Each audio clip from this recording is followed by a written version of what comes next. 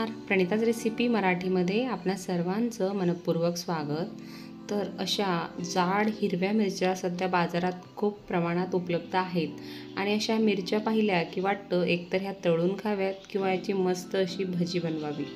तर आज आपण या मिरच्यांची भजी बनवत आहोत, परंतु फारच वेगळी, अगदी सारण भरून आणि सारणसुद्धा फार चविष्ट आहे, खायला खूप अप्रतिम लागतात। चला तर ही चविष्ट अशी मिरचीची भजी कशी बनवायची ते बघूया। पण तत्पूर्वी तुम्हाला एक विनंती, जर तुम्हाला माझ्या रेसिपीज आवडत असतील तर चॅनलला लाईक, शेअर आणि सबस्क्राईब नक्की करा। ही भजी बनवण्यासाठी आपण इथे 8 जाड मिरच्या घेतल्यात। मिरच्या स्वच्छ धुवून घ्यायच्या, पाण्याने पुसून घ्यायच्या।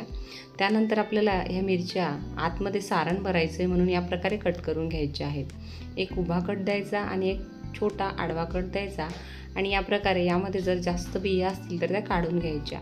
इथे ज्या मिरच्या घेतलेल्या आहेत मी, त्यामध्ये जास्त बिया नाही आहेत, ह्या थोड्या कोवळ्या मिरच्या आहेत। तर या प्रकारे यामध्ये ज्याही बिया असतील त्या या प्रकारे आपल्याला काढून घ्यायच्या आहेत, म्हणजे मिरची या प्रकारे तुटतही नाही आणि व्यवस्थित असं आपल्याला त्यातील बिया काढता येतात। आता इथे सर्व मिरच्यांच्या आपण या प्रकारे कट करून आतील बिया काढून घेतलेल्या आहेत, जेवढ्या काढता येतील तेवढ्या।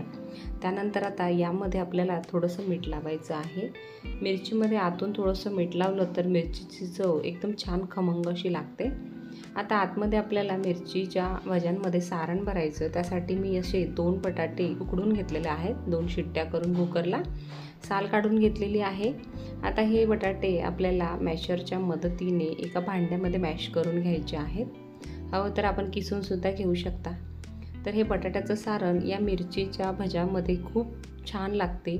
मॅश करून घेतलेल्या बटाट्यांमध्ये आता आपल्याला काही मसाले घालायचे आहेत। यामध्ये घालायचे आहे लाल तिखट पावडर चवीनुसार। इथे मी 1 चमचा लाल तिखट घेतलेला आहे, थोडं तिखट चवीचं लाल तिखट आहे।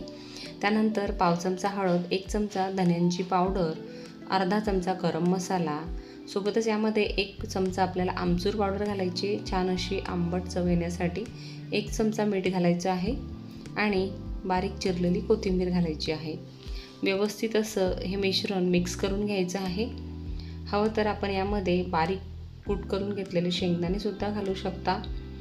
आता हे सारण आपण व्यवस्थित असं मिक्स करून घेतलेलं आहे। आता या प्रकारे एक एक मिरची आपल्याला घ्यायची आहे आणि त्यामध्ये दाबून दाबून हे सारण असं भरायचं आहे।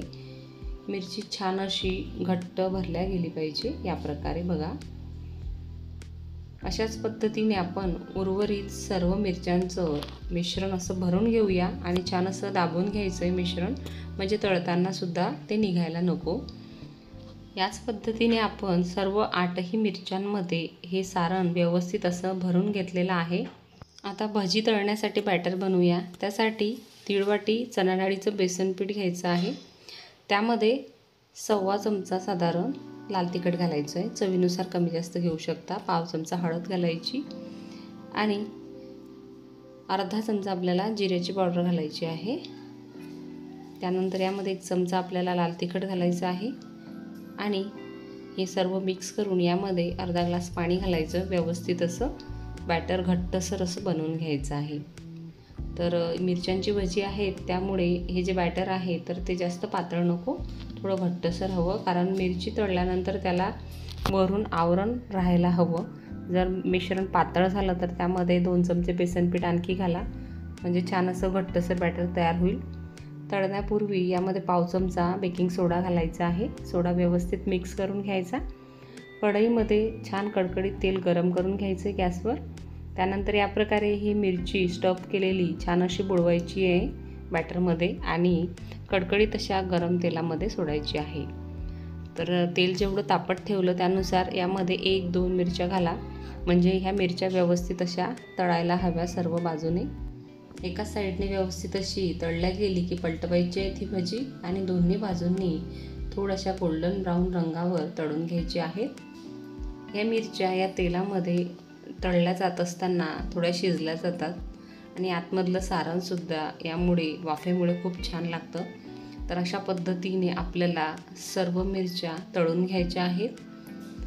ह्या मिरच्या आपण कोणत्याही जेवणासोबत तोंडी लावण्यासाठी घेऊ शकता आता तर सध्या पावसाळा सुरू आहे, त्यामुळे साहजिकच तेलकट पदार्थ खाण्याचा मूड होतो. तर त्यावेळेस अशा जर मिरच्या आपण बाजारातून आणल्या तर ही भजी अगदी सोप्या पद्धतीने सहज बनवता येतात। या पद्धतीने बघा आपण इथे सर्व भजी तळून घेतलेली आहेत। तर इथे तयार आहेत अतिशय चविष्ट कुरकुरीत अशी मिरचीची भजी, जे आपण छान असं चवदार सारण भरून बनवलेली आहेत।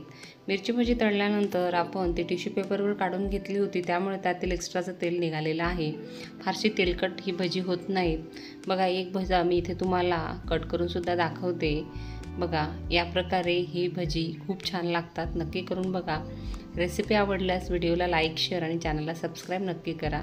भेटूया पुढील व्हिडिओमध्ये। धन्यवाद।